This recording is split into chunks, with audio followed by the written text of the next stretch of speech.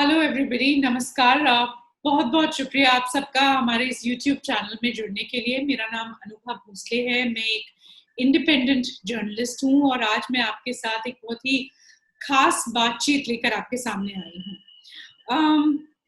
मैंने अपनी ज़िंदगी में काफ़ी चुनाव कवर किए हैं और अक्सर ये होता है कि जैसे ही चुनाव का बिगुल बज जाता है, जो चुनावी कवरेज होती है मीडिया की, वो कुछ इस तरह से होती है।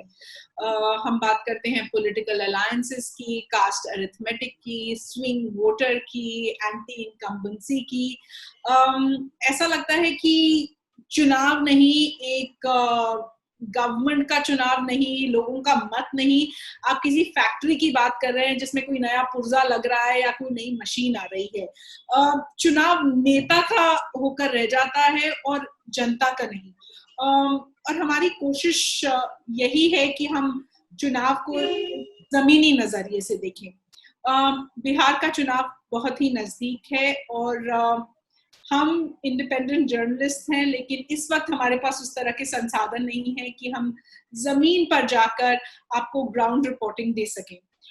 इसलिए मैंने ये फैसला किया है कि मैं कुछ ऐसे लोगों के साथ जुड़ूंगी, कोलैबोरेट करूंगी जो बिहार को करीब तरीके से जानते हैं, जो बिहार पर जमीनी रिपोर्टिंग करते हैं और इनके जरिए समझेंगे कि इस बिहार को कैसे देखा जाए और इस राजनीतिक माहौल को कैसे देखा जाए। आज मेरे साथ हैं प्रशांत कुमार राय। ये फाउंडर हैं जनता जंक्शन के। मेरे ख्याल से आप में से बहुत सारे लोग इनको जानते होंगे या इनसे रूबरू होंगे फेसबुक पर, ट्विटर पर और यूट्यूब चैनल पर। इनकी बेपाक और निडर रिपोर्टिंग आपने देखी होगी। ये किस तरह से सवाल पूछते हैं नेताओं से, 5 सवाल, वो भी आपने देखे होंगे। प्रशांत, बहुत बहुत शुक्रिया हमारे साथ बातचीत करने के लिए। मैं थोड़ी सी बातचीत आपकी पत्रकारिता के बारे में करना चाहूंगी और फिर कुछ राजनीतिक सवाल। जी बताइए। अपने दर्शकों को ये बताना मेरे ख्याल से जरूरी होगा कि ये रिकॉर्डिंग हम शनिवार को 7-8 बजे सुबह कर रहे हैं, क्योंकि जल्द ही प्रशांत निकलने वाले हैं। कहाँ का रुख कर रहे हैं आप प्रशांत? गोपालगंज और अररिया। अच्छा। सबसे पहले आपकी पत्रकारिता के बारे में बात करना चाहूंगी। ये पत्रकारिता आपने बिहार में क्यों शुरू करी? मेरे ख्याल से आप पहले मेन स्ट्रीम मीडिया में थे, काफी नाखुश थे जैसे मेन स्ट्रीम मीडिया अपनी पत्रकारिता करती है। हाँ, एक्चुअली ऐसा मतलब वो था कि बिहार को मीडिया ने कभी एक्सप्लोर नहीं किया, और एक्सप्लोर किया भी तो इस हिसाब से कि हमारे यहाँ गौरवशाली इतिहास था, अभी कुछ है नहीं। दूसरा बात ये कि हम लोग इसलिए जाने जाते हैं कि आईएएस होते हैं, और ये सबसे उसकी बुरी बात ये है कि हमारे आईएएस बिहार में पढ़ के नहीं होते हैं, वो दिल्ली के मुखर्जी नगर में पढ़ के होते हैं, और हम इस पे खुश हो जाते हैं। बिहार में बाढ़ चल रहा था जब अभी 3 महीने पहले, और मतलब देश के जो 9 बड़े चैनल हैं, मैंने उनको उस वक्त चला के दिखाया था। मेरे पापा को मतलब मुझे प्रूव करना था कि हम सही काम कर रहे हैं। तो उस वक्त किसी 9 चैनल पे मैम कहीं भी बिहार की बाढ़ की रिपोर्टिंग नहीं हो रही थी, दूसरी रिपोर्टिंग हो रही थी, बात दूसरा कुछ हो रहा था। तो ये बिहार को कभी एक्सप्लोर नहीं किया गया। अभी बिहार जब खत्म हो गया है, तो खत्म होने के बाद और त्राहिमाम होता है। जो घर होता है वो गिर गया है, पैसा मिलने में सरकार का लगेगा 6 साल। 10 लाख का घर गिरता है तो 95,050 रुपया मैम पास होता है, कि कौन दिखाएगा। तो हम लोग मतलब बचपन से ही पता था कि अगर कुछ करेंगे तो यही रह के करेंगे, क्योंकि शुरू से सुने थे।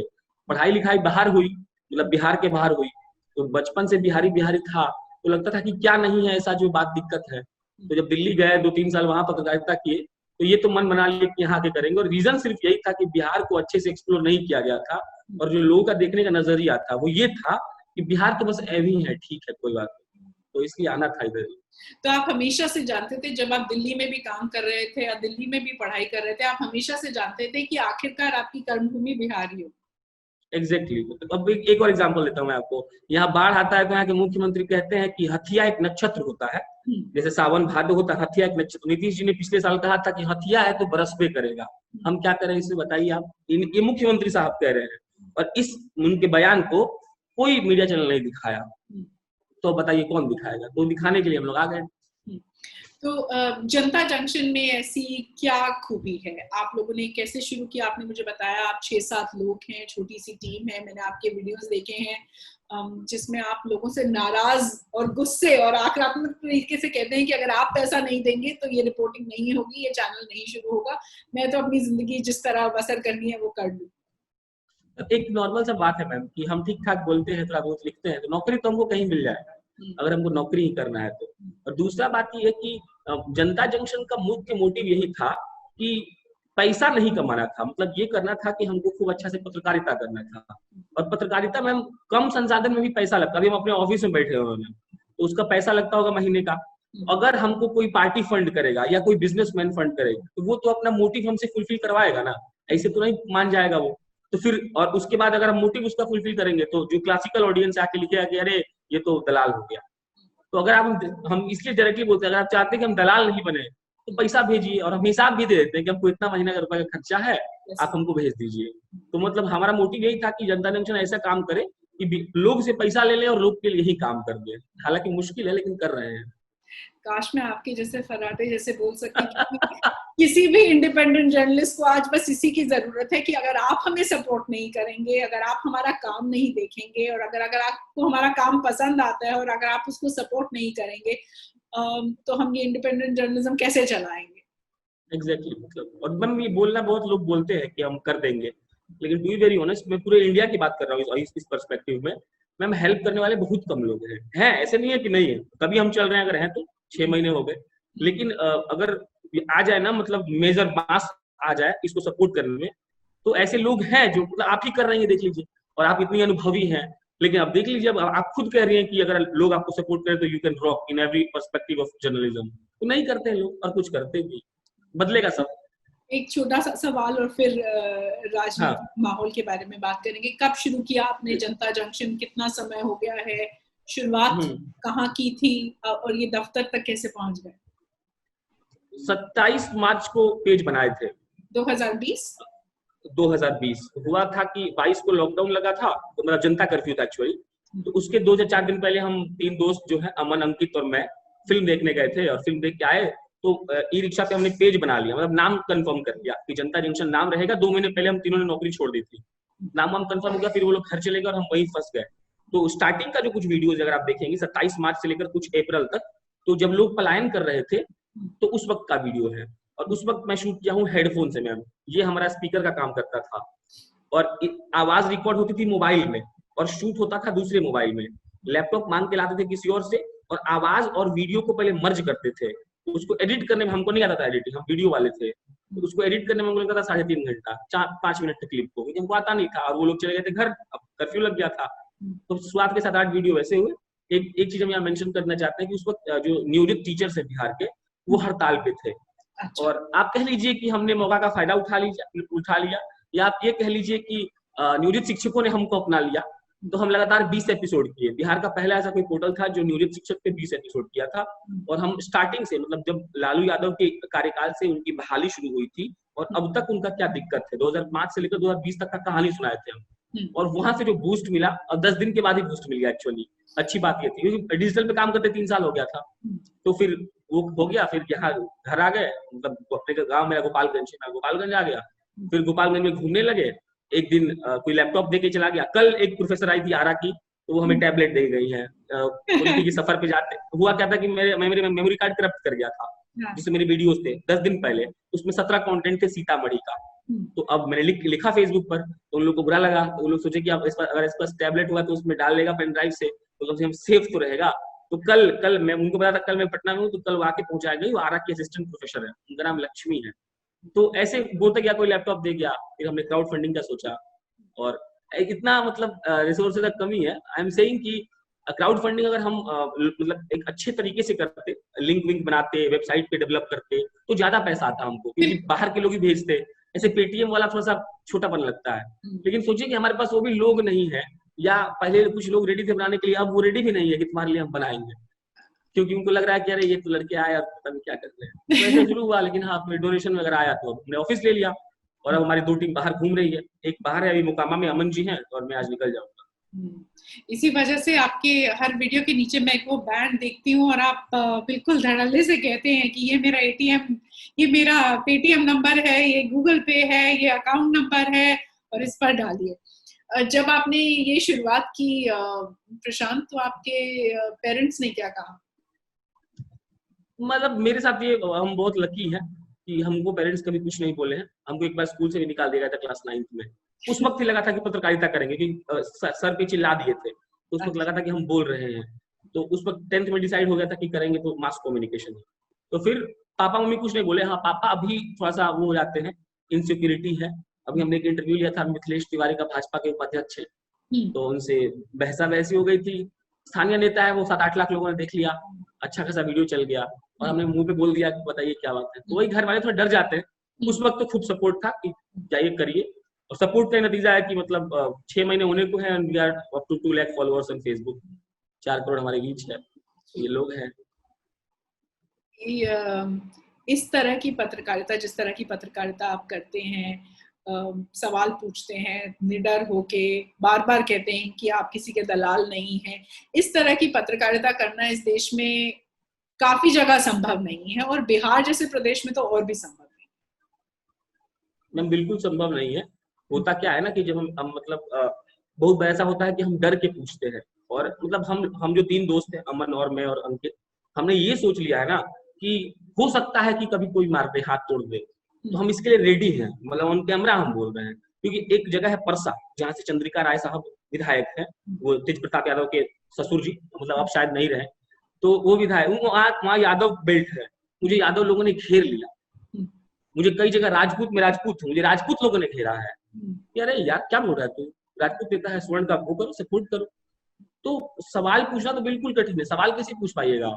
लेकिन एक बात ये है कि एक बार हमको एक विधायक साहब ने गलत लिख दिया था कि तुम दलाली करते हो टीआरपी के लिए, तो मैं बस फेसबुक के पेज पर लिखा, तो उनके पेज को 5000 लोगों ने जाकर डिसलाइक कर दिया। तो ये बूस्टअप था कि मेरे लिखने से 5000 लोग अगर डिसलाइक कर दे रहे हैं, तो कुछ तो लोग हैं जो अच्छे हैं। तो कठिन बहुत है, लेकिन वही है, रवीश कुमार कहते हैं ना कि मतलब मायने नहीं रखता है जीता हारा कौन, मायने रखता है कि लड़ा कौन। We are the fighters. Ravish Kumar आपके आइकॉन है? हाँ हाँ, हमारे यहाँ मोतिहारी के हैं, मैं गोपालगंज का हूँ, 50-60 किलोमीटर है घर। बिल्कुल।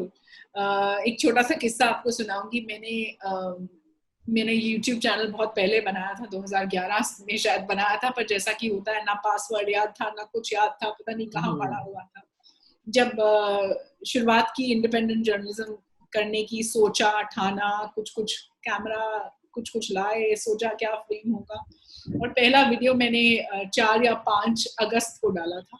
और ये इसलिए डाला था क्योंकि मैंने कश्मीर में काफी काम किया था, तो मुझे लगा कि 1 साल हो गया है 370 के एब्रोगेशन का, तो शुरुआत करते हैं। तो मैंने एक वीडियो डाला, और अंग्रेजी में वीडियो था, और मैं, रवीश और मैं पहले एनडीटीवी में एक साथ काम करते थे, हम अच्छे मित्र भी हैं, कोलीग्स भी हैं।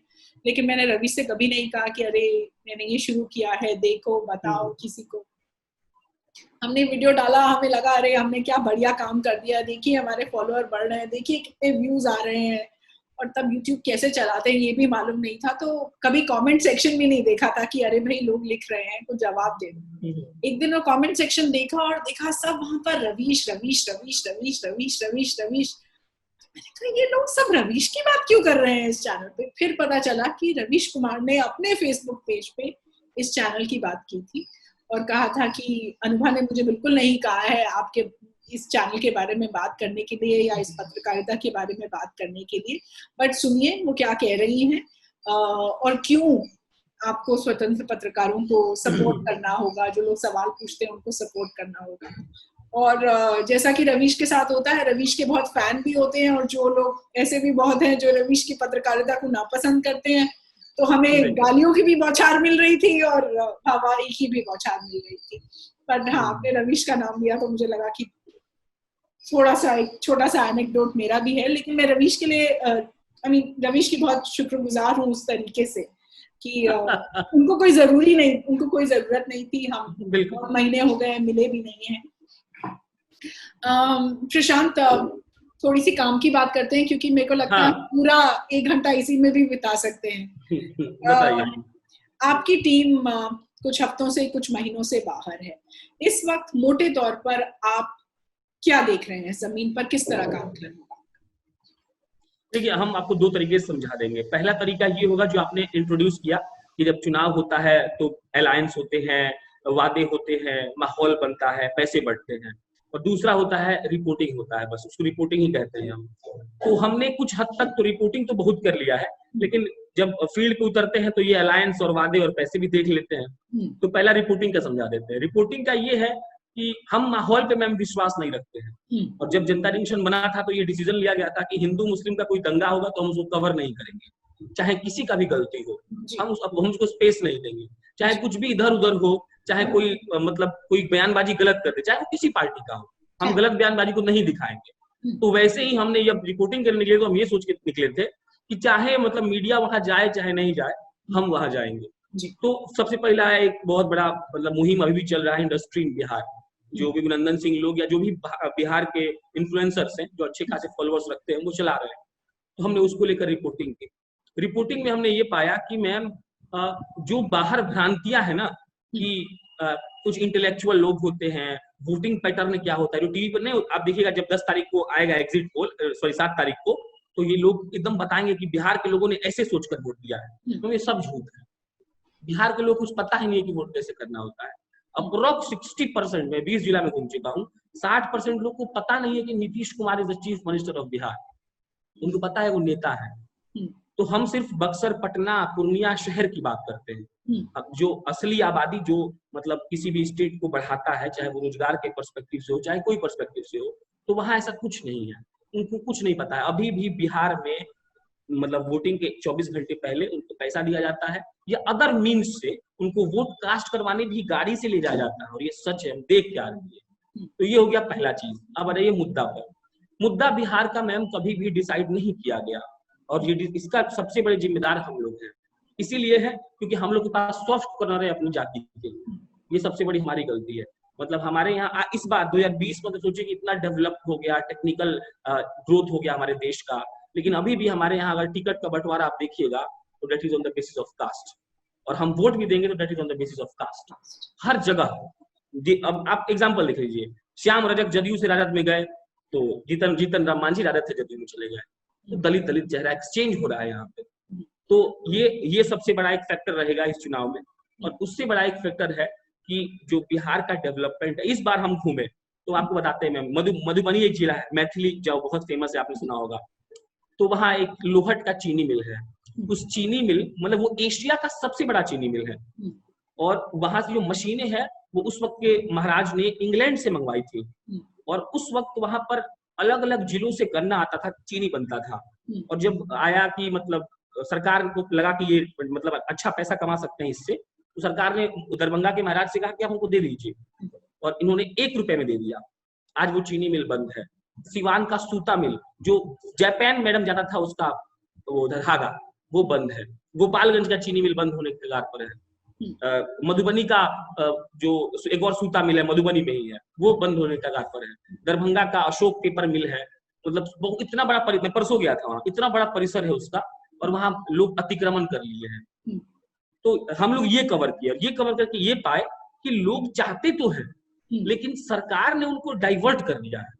सरकार ने उनको बताया ही नहीं कि मतलब लोग यहाँ पैदा होता है कोई बिहार में, उसको पता है कि हम 16वां साल और 17वां साल में जब 10th पास करेंगे तो हमको दिल्ली बंबई पढ़ने जाना है 12th का, और जब पढ़ाई कंप्लीट कर लेंगे तो या तो विदेश काम करने जाएंगे या किसी और राज्य में जाके काम कर लेंगे। वो सोच लिए। और डेट यही मुद्दा है हमारा, और जो सरकार की भी गलती है। और हम यहाँ 50-50 रखेंगे, बहुत मतलब हम लॉजिकल बात कर रहे हैं। जनता ने उनको वोट दिया, अभी भी लोग दिख जा रहे हैं। अभी भी आप कोई पत्रकार जाता है उसको लोग मारने लगता है कि कैसे तुम बोल दिया कि ये अच्छे नेता नहीं है। उनको सच सुनना पसंद नहीं है। और 90% जो मैंने पब्लिक ओपिनियन का रिपोर्टिंग किया है मैम, वहां लोग ये कहते हैं, उनका पर्सपेक्शन पहले से तय है कि वोट किसको देंगे तो ललटेन को, वोट किसको देंगे तीर छाप को, वोट किसको देंगे कमल छाप को। क्यों देंगे? देते आए हैं तो देंगे ना। क्यों देंगे? बस देते आए हैं तो देंगे, देते आए। हाँ, उनके पास जवाब नहीं है इसका। आप उनसे पूछिएगा कि आपका क्या पैमाना होता है, तो लोग बोलते हैं गांव वाला जिसको देगा हम उसको देकर जिता देंगे।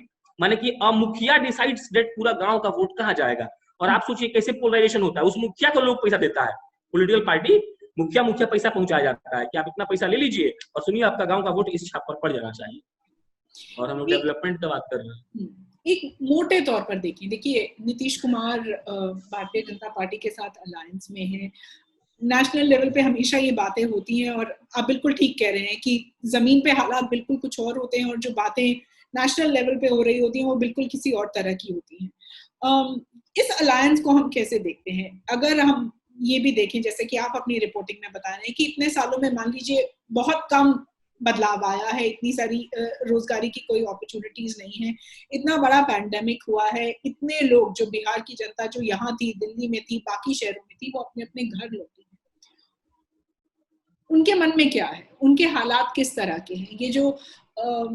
ये जो कहा जा रहा है कि ये पहला चुनाव है इस कोरोना वायरस पैंडेमिक के बिल्कुल बीच में, लोगों के मन में क्या है इस बीमारी को लेकर? ये बीमारी एग्जिस्ट है, कितनी हम रिपोर्टिंग देखते हैं, कितनी रैलियां देखते हैं जहां पर ऐसा लगता ही नहीं है कि ये एक पैंडेमिक चल रहा है। हम लोग को बताया नहीं गया ना कि क्या है। हम बहुत लिटरेट है, हमारे मोबाइल में दिन भर कभी किसी न्यूज एप्लीकेशन का नोटिफिकेशन आता है तो कभी किसी का आता है, तो हम देख रहे हैं कि इतना केस बढ़ रहा है तो हम डर जाएंगे। और उसका सबसे पहला जवाब है कि वो तो पैसा लेके आते हैं लोग मैम, और हम बहुत दुखी हैं इस कहते हुए कि जिस राज्य में अभी बैठे हुए हैं उस राज्य में लोगों को गाड़ी दी जाती है, नॉमिनेशन में पेट्रोल भरवाया जाता है उनके मोटरसाइकिल में, तब न हो जाते हैं। और अब बीजेपी और जदयू का अलायंस है, इसका दो फैक्टर है। पहला फैक्टर है कि भाजपा सत्ता में रहना चाहती है, ये बहुत आसान सा जवाब हो गया। दूसरा फैक्टर है कि भाजपा के जो बड़े बड़े ऑफिशियल्स हैं, मैं नाम ले लेता हूँ, अमित शाह जी बहुत चाणक्य टाइप है। तो देखिए ये जो पलायन आपने कहा ना, ये पलायन नीतीश कुमार के लिए बहुत बड़ा एंटी इनकम्बेंसी है। अगेन आई एम रिपीटिंग, ये जदयू के लिए एंटी इनकम्बेंसी हो सकता है ना हो, नीतीश जी के चेहरे के लिए बहुत बड़ा एंटी इनकम्बेंसी। क्यों? मतलब नीतीश जी हटने वाले, ठीक है, मतलब मैं अपना आपको आकलन बताता हूँ। तो भाजपा ने नीतीश जी को खत्म करने का सोचा है। देखिए भाजपा चाहे तो तेजस्वी जी का कल का कल एक केस खुलवा देंगे, तेजस्वी जी घर में घुस जाएंगे, वरना यही तेजस्वी यादव जी बाढ़ में नहीं निकलते हैं, बोलते हैं पैर में दर्द हो गया है, बोलते हैं क्या मैं आदमी नहीं हूँ, ये विपक्ष का बात करते हैं। तो इनको तो पता है कि एक बार भाजपा कसेगी बस इनका दिमाग ठीक हो जाएगा। तो भाजपा तेजस्वी जी को गिनती नहीं है, आरजेडी को। लालू जी जेल में है, मतलब अब गलत किए कि सही किए कोर्ट जाने और वो जाने, लेकिन जेल में तो है। जो आदमी बहुत इफेक्ट कर सकता है वो जेल में है। उनका बेटा आप समझ ही रहे हैं, तेज प्रताप यादव का खेल पूरा दुनिया जान रहा है। तो अब तेजस्वी यादव, अब आरजेडी हट गए, अब बचा कौन? जदयू। जदयू पर आरोप बहुत कम है आरोप है, ऐसा नहीं आरोप नहीं है, लेकिन बहुत कम आरोप है। और आरोप है भी तो नीतीश कुमार जी पर थोड़ा सा कम है, या फिर नीतीश जी घुमा देते हैं। तो भाजपा का ये प्लान है नीतीश जी को कैसे हटाना है। अब देखिएगा उन लोगों का मैनिफेस्टो अलग अलग है जी। अलायंस जब होता है तो मैनिफेस्टो सेम होता है ना, तो वो अलग अलग है। भाजपा अपना अलग प्रचार कर रही है। लोजपा का अगर टिकट का आप निकालिएगा, बहुत अच्छा से डेटा निकालिएगा ना, लोजपा ने जिसको टिकट दिया है वो भाजपा के नेता है। और भाजपा ये पूरा जानती है कि अगर हम जदयू को साफ कर दिए तो आरजेडी को तो ये बोलकर कि 15 साल का जंगल राज कभी शासन में नहीं आने देंगे, जैसे कांग्रेस का हाल किया हुआ है मिनिस्ट्री मीडिया और वो लोग। तो 50 साल भाजपा अपना प्लानिंग से चल रही है कि 50 साल बिहार पर काबू, तब ना बंगाल में फिर देखा जाएगा। तो ये अलायंस सिर्फ मतलब अगर अलायंस होता है तो अमित शाह जी ऑन रिकॉर्ड ये कहते हैं कि चुनाव के बाद देखेंगे कि चिराग पासवान के साथ क्या करना है, आप देखते जाइए। तो अमित शाह जी आप सब जदयू के साथ है तो साथ है ना, आप कैसे बोल सकते हैं कि हम बात देखें? आपको बोलना चाहिए कि नहीं हम नहीं लड़ेंगे, वो हमारे खिलाफ उतार रहे हैं। तो आप जदयू के साथ नहीं है, आप एक गेम खेल रहे हैं। और नीतीश जी बात जानते हैं, नीतीश जी अब मजबूर हो चुके हैं, क्या कर सकते हैं? अगर अकेले लड़ेंगे तो 5 सीट नहीं मिलेगा। अब भाजपा का राष्ट्रवाद का लहर पूरा उफान मार रहा है। तो सब मिला जुला के यही कि अलायंस ही नहीं है, ये बिहार को फिर सुनियोजित तरीके से लूटने का बात है। 15 साल में 19 लाख नौकरी नहीं दिया गया, अब नौकरी दे रहे हैं लोग, तो यही है। पर प्रशांत ऐसा क्यों है कि देखिए ऐसा नहीं है कि अलायंस आज की है या कल की है, ये अलायंस बहुत ही पुरानी है।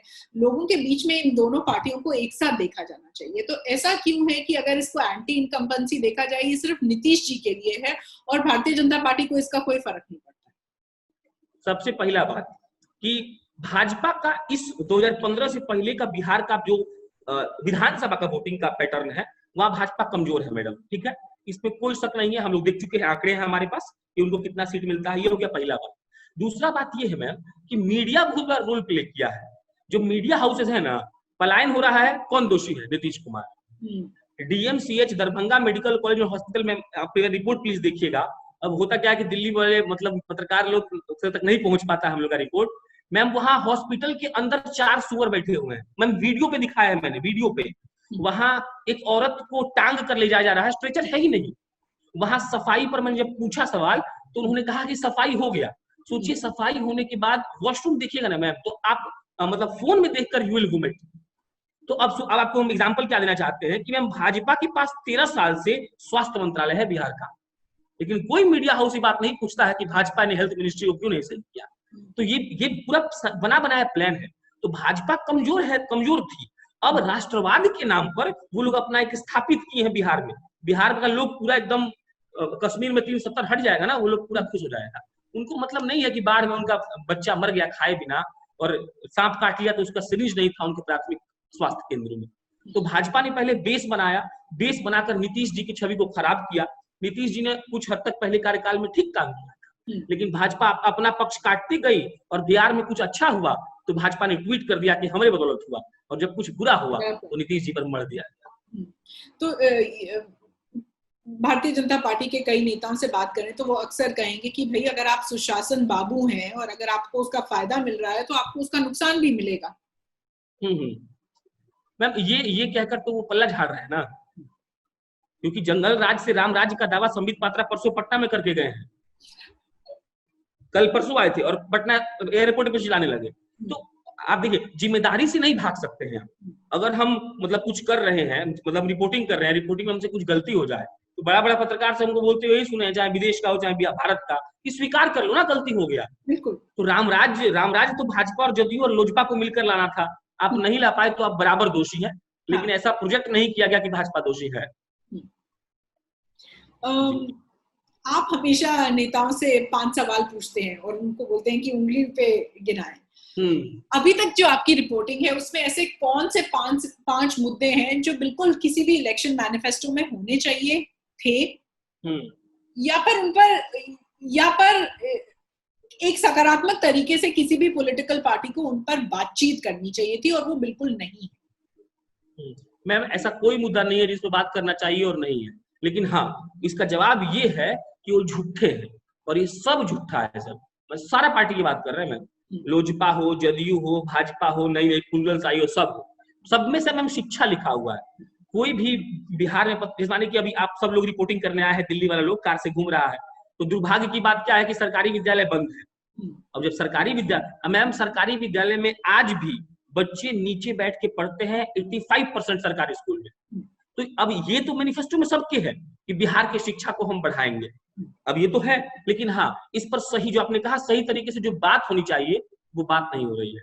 नीतीश जी क्या किए हैं कि हर पंचायत में बिल्डिंग बनवा दी है वो मिडिल स्कूल का, लेकिन मैम वहां लाइब्रेरियन नहीं है। लाइब्रेरियन का बहाली पिछले 6 साल से नहीं हुआ है। उनका हम साक्षात्कार लिए 2014 में जो बहाली निकली थी लाइब्रेरियन की। अब सोचिए ना, क्लास 5th के बाद तो सबको एक लाइब्रेरी चाहिए होता है, 5th के बाद 6, 7, 8 वहां लाइब्रेरी ही नहीं है तो लाइब्रेरियन कहाँ से रहेगा। तो एक हो गया पहला मुद्दा, आपको हम गिनवा दे रहे हैं उंगली पे, जैसे हम गिनवाते हैं लोग पूछते हैं। शिक्षा हो गया जिसपे कोई बात नहीं करता है, और मैम हम इतना अंदर मतलब इतना नीचे है ना, माइनस में चल रहे हैं शिक्षा में, इसका मतलब कोई हिसाब ही नहीं है। हमारे यहाँ का 10वां का बच्चा कुछ नहीं जानता है, उसको इंग्लिश के 2 राइटर का नाम पता नहीं है, और ये बहुत जरूरी है मैम डिस्कस करना, क्योंकि ये लोग मतलब बिहार बहुत गौरवशाली इतिहास रखता है। विक्रमशिला विश्वविद्यालय कल ही गए थे मैम, अवशेष वहां पड़ा हुआ है, 500 करोड़ रुपए पास हुआ था 2015 में, कुछ नहीं हो रहा है, उनको जमीन ही नहीं मिल रहा है। तो शिक्षा का जो स्तर है उस पर मैम कोई बात नहीं करना चाहता है। उनके मैनिफेस्टो में बिल्कुल है। रोजगार पर ये लोग खूब बात कर रहे हैं, दिल्ली का चाहे बेंगलुरु का बच्चा सबको नौकरी काहे मिल जाता है। तो सही में आत्मनिर्भर है सब, हम लोग नहीं है आत्मनिर्भर। हमको तो पता है कि पढ़ के जाना है कहीं और यहाँ पढ़ाई की भी हमारी नहीं हुई है। जो बिहार का जितना लेजेंड सब है वो बिहार में नहीं पढ़ा है 10वां के बाद, ये पहला हो गया। दूसरा मैम ये है कि हमारा हेल्थ सिस्टम पे सब लोग भाषण दे रहा है। बिहार में ई-बाई गाना लॉन्च किया है भाजपा में, वो लोग बोले हैं दरभंगा में 2 एम्स बनवा रहे हैं, मतलब DMCH और एक एम्स।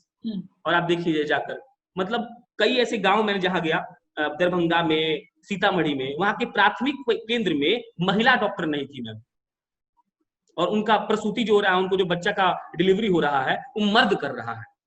तो हमारा स्वास्थ्य जो नीचे से है ना इतना गड़बड़ है ना, और सरकारी हॉस्पिटल में कुछ करने के लिए घूस लगता है। अल्ट्रासाउंड का जो केबी होता है मैम, वो 1 बजे खुलता है, नियमतः 9:30 बजे खुल जाना चाहिए। दूसरा हो गया ये। तीसरा हो गया कि जो बहुत बड़ा प्रॉब्लम है, जिस पे राजनीतिक पार्टी जैसे पोलियो के लिए अभियान चलाया गया था, वैसे ही जातिवाद के लिए अभियान चलाया जाना चाहिए। और ये पॉलिटिकल पार्टी का, अगर आप कहते हैं कि हम संविधान को बचाने के लिए लड़ रहे हैं, तो it is your moral duty थी कि आप लोगों को ये समझाएं। मान लीजिए कि बिहार के लोग बेवकूफ है, तो आप कहाँ बोल रहे हैं आकर कि सुनिए जात पर वोट मत दीजिएगा, आप तो आकर बोल रहे हैं कि सुनिए राय जी ने बहुत काम किया है, राय जी को ही वोट दीजिएगा। तो ये आप बर्बाद कर रहे हैं फिर इस चीज से। तो मतलब ये ऐसे ही आपको मोल्ड कर दे रहा है कि आप प्रेशर कर रहे हैं कि हाँ जैसे वोट देते हो वैसे ही वोट। चौथा जो है हमारा, बहुत इस बात का बखान किया गया है कि नीतीश कुमार ने रोड बनवा दिया है। ट्रांसपोर्टेशन में बहुत जरूरी होता है, नीतीश कुमार जी ने ऊपर ऊपर का रोड बनवाया है। एक आदमी है, उनका नाम है संजय संघर्ष सिंह, उन्होंने 6 साल से अपना दाढ़ी नहीं कटवाया है। मैंने उनका इंटरव्यू लिया था। वो सीतामढ़ी है, सीतामढ़ी से मोतिहारी का एक पुल है, वो पुल अगर बन जाता तो रास्ता 3 किलोमीटर का हो जाता, और अभी वो 17 किलोमीटर का है। उनके पापा की मृत्यु हो गई थी, वही कहानी है आपकी पहाड़ तोड़ने वाले साहब की तरह, और वो दाढ़ी नहीं कटवा रहे हैं। हम लोग कल हम गए थे, आपने अगर रिपोर्टिंग देखी हो तो, भागलपुर से कहलगांव, जहाँ विक्रमशिला यूनिवर्सिटी मुझे रिपोर्टिंग करनी थी। मैम हम जान के मतलब जो लड़के वहां मुझे ले गए, तो आजकल हम ऑल्टो अफोर्ड करने के लायक हो गए हैं, लोग पैसा भेजने लगा है, तो हम लेकिन हम स्कूटी से गए, ऑल्टो पीछे चल रहा था, हम स्कूटी से गए। मैम ये बाल उजला हो चुका था, हम फोटो भेज देंगे, आप लगा दीजिएगा स्क्रीनशॉट। ये पूरा दाढ़ी मेरी उजली हो गई थी, अब सोचिए कितना धूल रहा होगा। तो ये बोला गया है, ये किया, अगर किया गया होता तो सच में बहुत आसान होता। तो इसमें मतलब इसमें ऐसा कुछ काम नहीं हुआ है। और पांचवा जो बहुत मोस्ट काम है वो ये है कि मैम यहाँ इतना इंडस्ट्री है ना, मतलब मॉर्टन टॉफी का इतिहास पढ़िए आप चीनी मिल का इतिहास पढ़िए, गन्ना लोग मैम उपजाना छोड़ दिया, इसीलिए कि लोग बंद कर दिया चीनी का मिल। मैम यहाँ भागलपुर में सिल्क इंडस्ट्री है, एक जगह है चंपानगर, वहां सिल्क लोग बनाते हैं, वो अपने घर में मैम मशीन लगाए हुए हैं, और एक घर में नहीं लगा हुआ है, लगातार 500 घर में लगा हुआ है। अब सोचिए कि अगर 500 घर में मशीन चल रहा है, अगर सरकार थोड़ा भी जागरूक होती तो एक जगह बनाती उनके लिए हब जैसा। जैसे एक होता है ना कि 5 बिल्डिंग होता है, 5 में मोबाइल का दुकान है, सिर्फ आपको मोबाइल खरीदना है, गए 5 बिल्डिंग में घूमे, लेके चले गए, अपना वहां लिफ्ट लगा हुआ है। तो क्या भागलपुर के सिल्क बनाने वाले आदमियों के लिए, औरतों के लिए एक जगह नहीं बन सकता है जहां सिल्क इंडस्ट्री उसका नाम दे, सिल्क बिल्डिंग नाम दे दीजिए? लेकिन ना, और ये कोई नहीं करेगा मैम। इनका मुद्दा ही यही है कि हम 19 लाख नौकरी देंगे, आज 10 लाख दे रहे हैं। जब उनके पिताजी एक कार्यकाल था तो नहीं दिए, जदयू वाले 15 साल रहे भाजपा तो नहीं दिए, लेकिन हाँ अब दे रहे हैं। और नौकरी की याद हमेशा चुनाव के वक्त ही आती है। नौकरी मैम यहाँ कुछ नहीं, 5 साल पहले आप नौकरियां भरमार में लगाए। एक आपको डेटा देता हूँ मैम, ये सब मेनस्ट्रीम मीडिया में डिस्कस ही नहीं होता है। बिहार में एक भी ऐसी सरकारी नौकरी नहीं है जिसका अगर फॉर्म वैकेंसी आ जाए और वो मामला कोर्ट में ना जाए। एक भी, आई एम बेटिंग, एक भी, रवीश कुमार ने एपिसोड किया था और उसके बाद ही हम सर्च करना शुरू किए, सिर्फ बिहार का ही करते हैं हम बोल देते सबको कि हम बिहार का ही करेंगे। एक भी ऐसी नौकरी नहीं है जो बच्चा सब नहीं जाता है कोर्ट में। तो और मैम कौन सी कोर्ट में, जब कोर्ट में टीचर्स, सब टीचर्स की फंसी हुई है, दरोगा की फंसी हुई है, पैरामेडिकल छात्र की फंसी हुई है, नर्सों की फंसी हुई है, स्वीपर्स की फंसी हुई है, मेडिकल में जो लोग नर्सिंग का करता है, पैरामेडिकल की लड़कियां, उनकी फंसी, किसकी नहीं फंसी हुई है? इंस्पेक्टर का फंसा हुआ है। क्यों जाती हैं ये कोर्ट बार बार? होता क्या है कि मैम यहाँ सब कुछ सेट है पहले से। सरकार नौकरी देती है पंचवर्षीय योजना के तहत। 2020 में 72,000 नौकरी दिया गया है, बहाली कर दी गई है। आप बात समझिएगा, अब जो 5 साल में नौकरी आना चाहिए, चाहे वो अभी जैसे 1.25 लाख टीचर का वैकेंसी हमारे यहाँ है, लेकिन देखिएगा ये 1.25 लाख का नियुक्ति 2024 के लास्ट में होगा। अब मान लीजिए अब सरकार लेकिन मानेगी कैसे? तो ये प्लान क्या है? बच्चा सब धरना देगा चुनाव के बाद कि हमको नौकरी दो, नौकरी दो। क्या करेंगे ये लोग? वैकेंसी निकाल देंगे। मतलब मानिए कि चुनाव के 6 महीने बाद वैकेंसी निकल गया, फॉर्म भरने से, फॉर्म तो पहले भरने के बाद 2 बार भरना पड़ता है, पैसा दे जाता है 120 रुपए, और बढ़ते हैं 5 करोड़ बच्चे। सरकार ऐसे ही कमा लेती है। मतलब जो लोग बोलता है घोटाला, सबसे बड़ा घोटाला तो यही है। सरकार 2 बार वैकेंसी का फॉर्म भराता है, 6 महीना में फॉर्म भरने में लगता है। नियमतः 6 महीना में सब हो जाना चाहिए। 2 महीना फॉर्म भरने लगा, जब फॉर्म भरा गया सरकार बोलती है कि सुनिए आप लोग फॉर्म भरे हैं ना, वहां पे एक टिक का गलती कर दिए हैं, जान के बोलती है, और सरकार ही टिक करवाती है कि गलती निकाल सके। तो फिर फॉर्म भराता है मैम, 1 साल में फॉर्म भराता है, तब आता है डेट शीट। एग्जाम जब डेट शीट आता है, बच्चा गया एग्जाम दे दिया, एग्जाम दे घर चला गया, घर गया तो न्यूज आ गया है कि क्वेश्चन लीक हो गया था। अब क्वेश्चन किसी को मिला चाहे नहीं मिला, सही में भी लीक हुआ तो किसकी गलती है? सरकार की। आपसे क्वेश्चन पेपर नहीं संभल रहा है, इतना चोर आदमी आपके डिपार्टमेंट भरा हुआ है। तो उसके बाद उसके दोबारा एग्जाम होगा मैम। तो ये 3-3.5 साल का प्रक्रिया ये लोग कर देता है, और जो 6 महीना बचता है आखिरी का चुनाव का, तब ये लोग कहता है कि नहीं अब हमसे हैंडल नहीं हो रहा, जाओ कोर्ट में केस कर दो।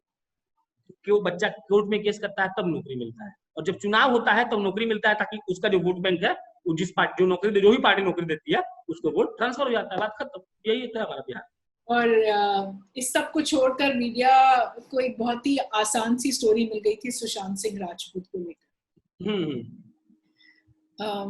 1000 पन्ने, पता नहीं कितने घंटे, मैं ये कैलकुलेशन में कभी सोचूं तो मैं कांप उठती हूँ कि हमने ऐसी स्टोरी को मेन स्ट्रीम मीडिया ने इतना चलाया। बिहार में ये मुद्दा है, बिहार की जनता के लिए ये मुद्दा है। बताते हैं मैम, होता क्या है मैम कि छिछोरे फिल्म आई थी जब सुशांत सिंह राजपूत की ना, उस वक्त हम दिल्ली में थे, तो हम 6-7 बार देखे थे 3 दिन में। हमको इतना पसंद आया था, इतनी पसंद आई, मतलब उसका स्टोरी इतनी बढ़िया थी ना मैम। हम मेरे पर्सनल मेरा इंटरेस्ट है, वो बहुत देखे थे हम। मात्र उनके 3 स्टोरी किए हैं सुशांत सिंह राजपूत पे, जबकि महेंद्र सिंह मतलब इस पूरे दुनिया में हम एक आदमी को फॉलो करते हैं, दैट इज महेंद्र सिंह धोनी। मतलब बहुत लिखते हैं उनके बारे में, जब आजकल वो हार के गए हैं कल भी लिखे हैं, हम रोज लिखते हैं उनके बारे में। तो और सोचिए उन्होंने उनका रोल प्ले था सुशांत सिंह राजपूत पे, फिर भी हम उनके 3 स्टोरी किए थे। एक सिंपल सा सवाल है, बहुत ही लोगों को चिंता था ना मैम, अभी काहे नहीं स्टोरी कर रहा? अब तो सब हो गया ना, अब चुनाव का नजदीक आ गया है, जो इनको माहौल बना लिए, जो पोलराइजेशन होना था हो गया। तो मैम मुद्दा मेन स्ट्रीम मीडिया जो तय कर रहा है, लोग का मुद्दा नहीं है, वो पैसा तय करता है। मेन स्ट्रीम हम क्या कर रहे हैं कि जनता जंक्शन मान लिया कि हम आज कुछ गंदा दिखा दिए, तो जो 2 लाख फॉलोअर है उनका गलती थोड़ी है मैम, तो मेरा गलती है ना कि हम दिखा दिए। आईडी पासवर्ड तो मेरे पास है, तो we cannot say that बिहारियों के लिए मुद्दा ये है। हाँ, संवेदना हमको खूब है, सबको होना चाहिए, बिहार में नहीं पूरे भारत में होना चाहिए। क्यों? अरे वो अगर सुसाइड भी थी फिर भी संवेदना है, वो अगर मर्डर था फिर भी संवेदना है। देश के एक लगातार थे, मान लीजिए इतना अच्छा काम किए, लेकिन वो चुनाव का मुद्दा नहीं था, ये बनाया गया मुद्दा था।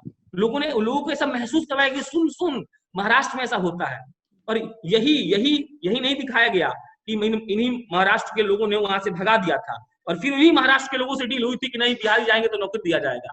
यही शरद पवार जी साहब आए थे और चीनी बीनी मिल बंद करवा दिए, बहुत खेल हुआ था। इस पर हम लोग रिसर्च कर रहे हैं, जब आएगा तो फिर हम खुद ही रिलीज करेंगे। तो ये मुद्दा नहीं है, इसका एक ही जवाब है, मुद्दा नहीं था मैम, इसको बनाया गया था ताकि लोग डेविएट हो जाए, लोग ये भूल जाए कि अरे यार बाढ़ आया था और बाढ़ का मुआवजा मिला ही नहीं, मिली नहीं, बाढ़ का मुआवजा मिला नहीं, इतनी दूर पैदल आए। बाढ़ की कहानी सुनाते हैं आपको हम, देखिए याद आ गई, बाढ़ की एक कहानी सुन लीजिए आप, बहुत इंपॉर्टेंट कहानी है। जब भी बाढ़ आती है ना मैम, तो एक चार्ट रिलीज होता है कि सुबह नाश्ते में सुबह 8 बजे चना और चाय और आपको बिस्किट दिया जाएगा पीड़ितों को।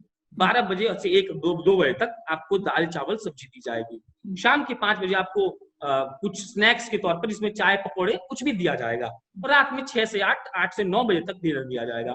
हर बार निकलता है मैम। अब इस बार का मेरा एक्सपीरियंस देख लीजिए, हम जो बहुत बार कवर किए हैं मैम, क्या होता है 6 बजे सुबह चलता है चूल्हा और बनता है चावल दाल सब्जी, और रात के 10 बजे तक चावल दाल सब्जी लोग खाते हैं।